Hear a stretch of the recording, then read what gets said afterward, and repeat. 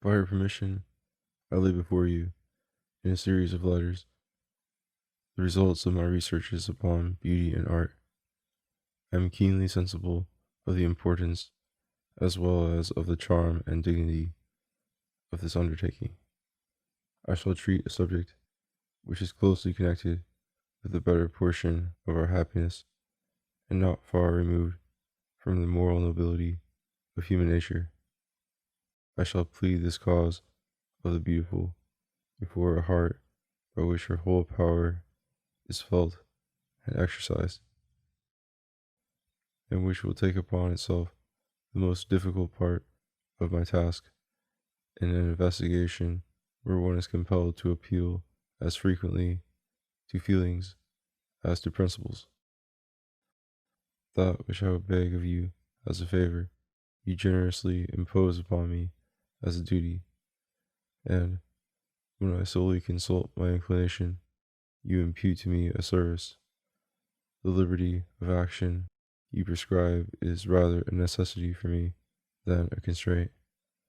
Little exercised in formal rules, I shall scarcely incur the risk of sinning against good taste by an undue use of them. My ideas, drawn rather from within than from reading or from an intimate experience with the world, will not disown their origin. They would rather incur any reproach than that of a sectarian bias, and would prefer to succumb by their innate feebleness than sustain themselves by a borrowed authority and foreign support. In truth, I will not keep back from you that the assertions which follow rest chiefly upon Kantian principles.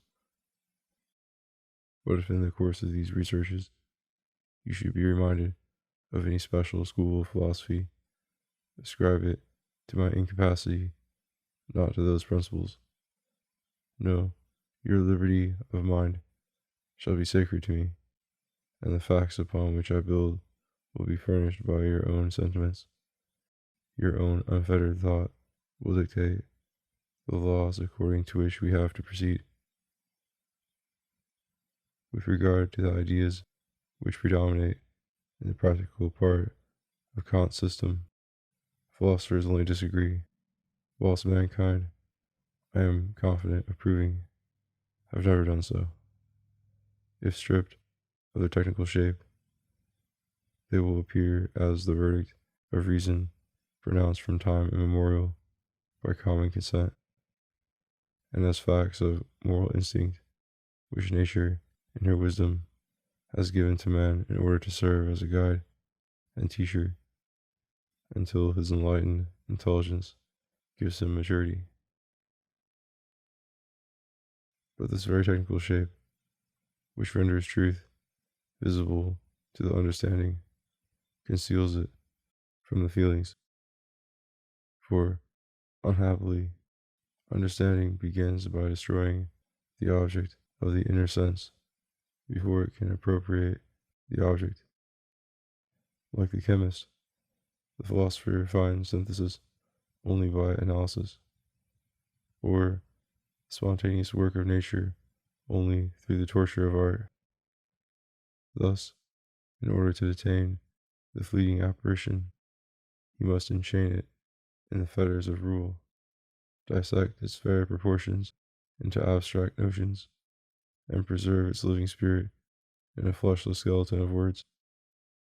It is surprising that natural feeling should not recognize itself in such a copy, and if in the report of the analyst the truth appears as paradox. Permit me, therefore, to crave your indulgence if the following researches should remove their object from the sphere of sense while endeavoring to draw it towards the understanding. That which I before said of moral experience can be applied with greater truth to the manifestation of the beautiful. It is the mystery which enchants, and its being is extinguished with the extinction of the necessary combination of its elements.